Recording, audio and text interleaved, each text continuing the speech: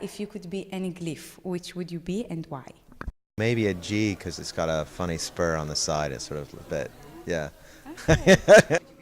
I would be the C, because that is my wife's name, and we are together for 51 years, and I want to keep her near me.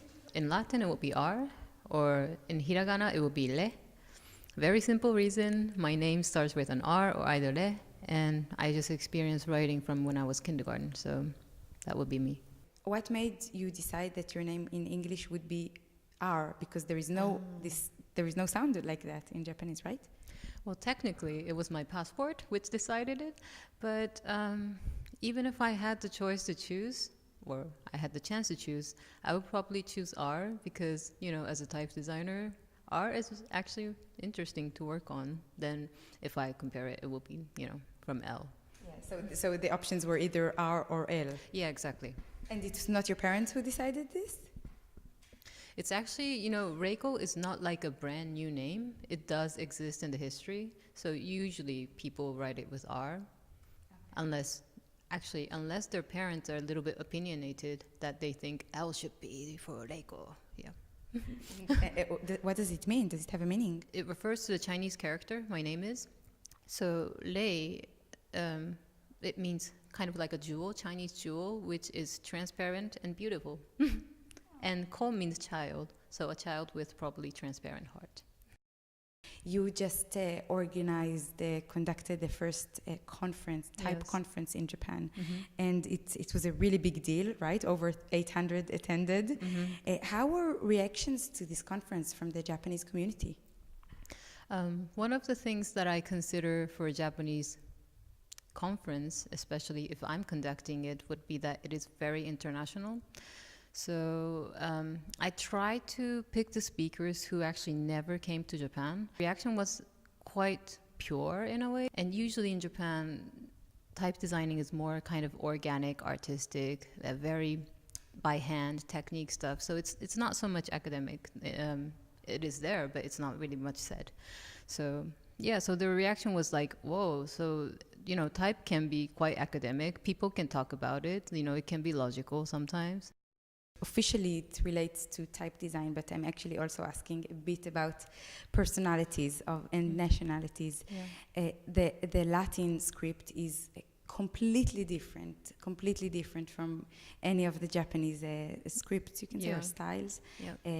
And my question would be probably how do you see these differences or emphasizes in one comparing to the other, also of cultures and letters? Wow. Difference between Japanese and Latin. Well, I will try to exclude kanji for this time. I would say, I would try. I would go for hiragana and Latin comparison.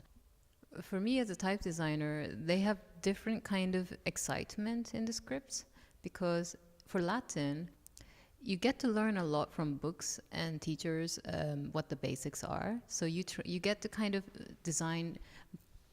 You get to the design much faster than you think you would. I mean, I wasn't originally a type designer, but, you know, I was in Reading for 1 year, and that made me experience a lot already. But if it's Japanese, you have to go through very much of a discipline that we, all type designers, have to go through, which is writing with rush. And I think that makes it, of course it is experimental, but you have to be quite thorough with the experience in order to design right, maybe, or to kind of get the sense of how the typeface should be. Are there any conflicts while designing a bilingual typeface? Yeah. Yeah, there's always a question, because it's too different. When you do Latin, you can't just copy and paste the elements from the Latin to Japanese, because it doesn't work. You know, it has different tools. So it has to express the same kind of nature or culture, or how shall I put this? So it have to communicate the same way visually, culturally. Yeah, so it's not the matter of the visual similarity, I guess. You lived for a few years in the US. Yeah. So I'm wondering if this affected in any way your Japanese type design. Definitely, because the time when I was in US was when I was from around 9 to 14. And around that age, in middle school or junior high school, you do calligraphy classes a lot, but I completely missed that because I was in US. So for me, yeah, it's huge. I mean, especially for Japanese type design. So do you think something is missing in the basics and principles of Japanese calligraphy?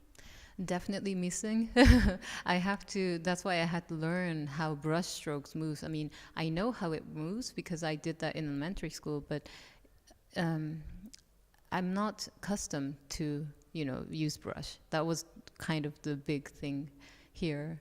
So yeah, I had to, practice a lot for the Japanese bit. So it actually means that things that would be maybe more natural for a type designer that studied this calligraphy between those years, you would need to work a bit harder to get right? Definitely. But I'm taking this positive. So in my opinion, I can be new, because, it's because I haven't experienced that part. Maybe I can find something that people wouldn't find normally if you grew up in Japan. I'm completely with you about this positive, because you can be more fresh than others. Yeah, definitely. I mean, difference is always positive. I mean, you don't have to be the same. Out of your talk, what would you like the ATypI attendees to take home with them as a message? They already do, but if they understand that there are different cultures and different scripts and different backgrounds, so I love that people are actually doing the scripts that they don't read or they don't write. I love that. It's just, it would be really, really nice if they could also focus on the historic background, or also how the native designers would take the brief compared to maybe yours. So, yeah. So researching very thoroughly. Definitely, yeah.